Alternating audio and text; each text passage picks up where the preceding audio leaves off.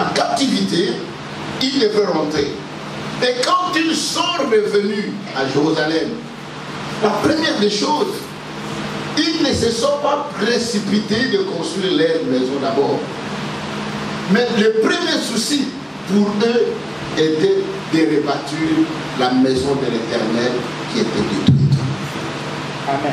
Je voulais dire à quelqu'un ce matin, si tu ne donnes pas à Dieu la première place dans ta vie, Dieu ne te donnera pas la première place.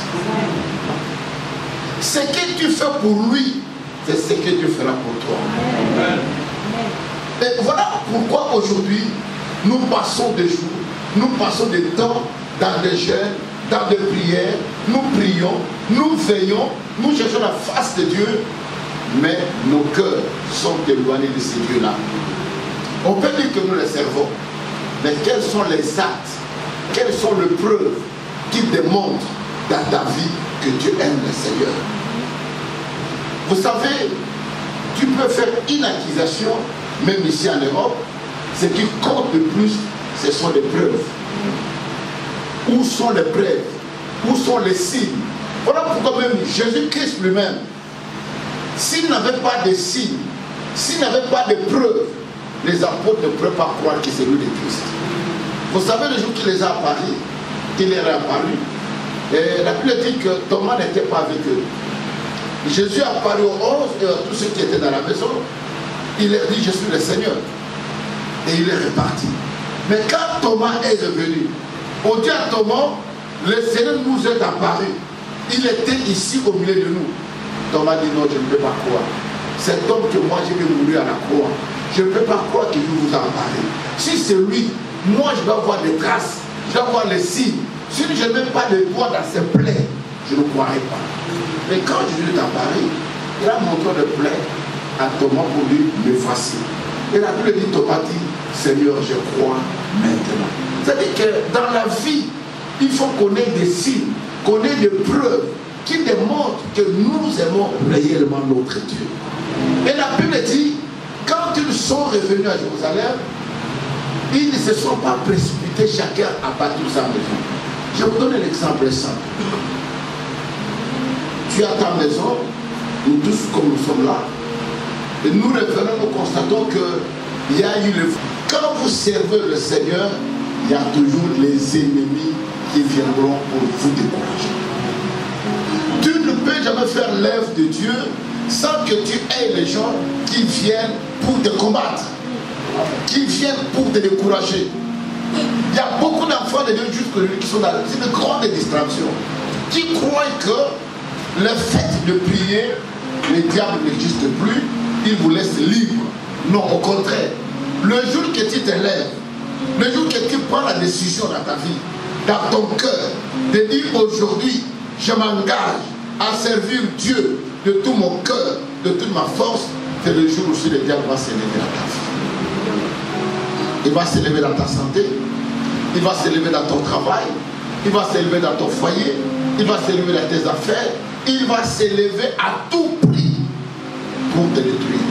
Et la Bible dit, quand le peuple s'est mis à bâtir le temple de Dieu, il y a un groupe de gens, la Bible dit les adversaires, dans d'autres versions il dit les ennemis des enfants d'Israël, qui sont venus par ruse pour dire aux enfants d'Israël, nous venons servir votre Dieu, nous venons aussi donner notre main d'association, nous venons bâtir la maison de Dieu avec vous. Mais en réalité, ils n'étaient pas venus pour bâtir, mais pour décourager.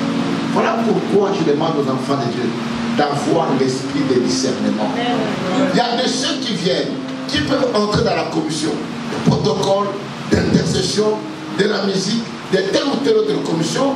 Vous croyez que c'est un enfant de Dieu, il vient avec zèle, croyant servir le Seigneur, alors qu'il est venu pour détruire. Ils sont très nombreux dans nos églises. Et vous le verrez avec zèle.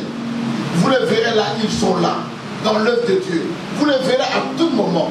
Mais les actes qu'ils posent, ce qu'ils font, n'amènent pas l'avancement de l'œuvre de Dieu, mais ça détruit l'œuvre de Dieu. Ce sont les ennemis. Mais les enfants d'Israël, comme ils avaient le discernement, quand ces gens sont venus pour dire que nous voulons bâtir le temple de Dieu avec vous, Josué et Zorobabel dirent à ces gens-là, vous n'allez pas bâtir avec nous, nous bâtirons nous-mêmes l'œuvre de Dieu. Nous bâtirons nous-mêmes la maison de Dieu.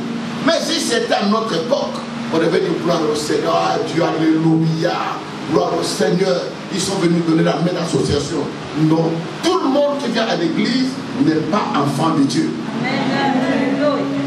Il y a de ceux qui sont là, qui ne sont pas venus pour prier, mais qui sont venus pour chercher des petites bêtes, chercher des petits problèmes, chercher les défauts, chercher les failles, pour voir où ça ne marche pas.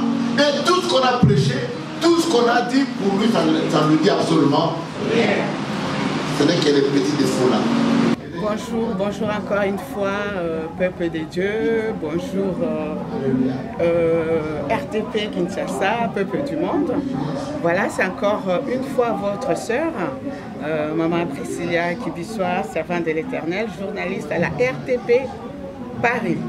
Voilà, l'homme de Dieu, l'évangéliste Kizamina Kibila Jean Oscar, vient de finir sa prédication, un message intéressant. Et d'ailleurs, les fidèles sont prêts à le témoigner.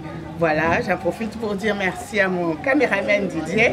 Donc je vais balader mon micro encore une fois pour recueillir les impressions de nos fidèles ici à Paris, plus précisément à l'église La Puissance du nom de Jésus-Christ, Assemblée de Paris. Qu'est-ce que vous avez retenu par rapport au message de ce matin? Oui, bonjour. Ce que j'ai retenu, le pasteur est tenté de nous dire. Il a dit ceci, nous devons d'abord servir l'Éternel avant de nous occuper de nous-mêmes. Nous devons servir l'Éternel. Nous devons le servir avec notre âme, corps et esprit. Le pasteur est en train de dire aussi que nous devons aller dans l'avant. Nous ne devons pas rester, nous ne voulons pas rester dans les futilités. Nous ne devons pas rester dans les futilités. Il faut aller en avant. Et il faut servir le Seigneur. Et lorsque nous servons le Seigneur, et c'est à ce moment-là que le Seigneur va nous bénir aussi. C'est ça que le pasteur est en train de dire. Le pasteur est en train de nous donner aussi des conseils. Il a parlé de l'amour. Nous devons nous aimer aussi. Car Jésus lui-même a dit, aimez-vous les uns les autres, comme Christ a aimé l'Église, jusqu'à donner sa vie. C'est ce que je peux dire par là. Alors nous venons d'écouter l'homme de Dieu. Qu'est-ce que vous pouvez dire au peuple qui vous écoute depuis Kinshasa, depuis la RTP Kinshasa, YouTube? Qu'est-ce que vous avez retenu par rapport à ce message de ce matin? Oui, merci pour la parole. Premièrement, je vais dire bonjour à tout le monde. Que Dieu vous bénisse là où vous êtes, là où vous nous suivez de partout. Nous sommes ici La Puissance Paris. Nous avons participé à notre culte de ce matin. D'ailleurs, c'est moi qui étais le conducteur du culte.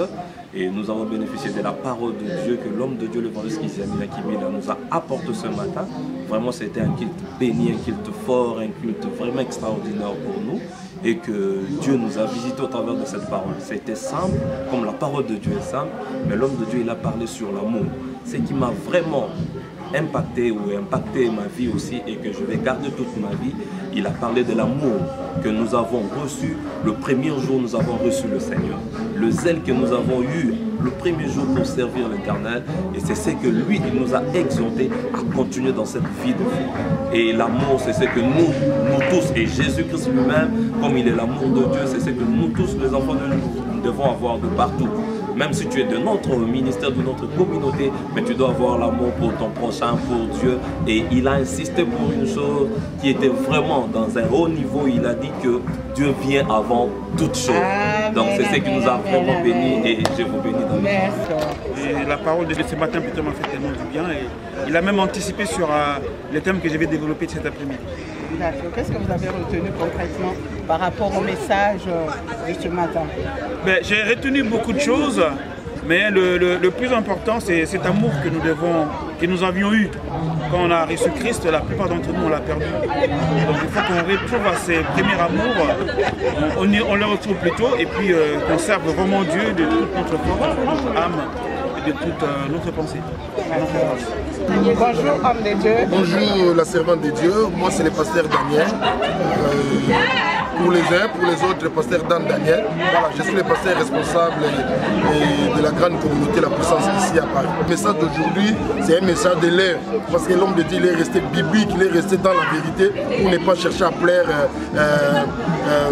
les fidèles, comme c'est l'habitude du jour d'aujourd'hui. C'est une monnaie courante qu'on prêche, on veut satisfaire les gens, mais l'homme de Dieu, il est resté dans la Bible et dans la logique. Voilà, c'est vraiment un plaisir pour moi. Voilà. Merci beaucoup, homme de Dieu. C'est moi qui vous remercie et je bénis tous ceux qui nous ont suivis. Que Dieu vous bénisse.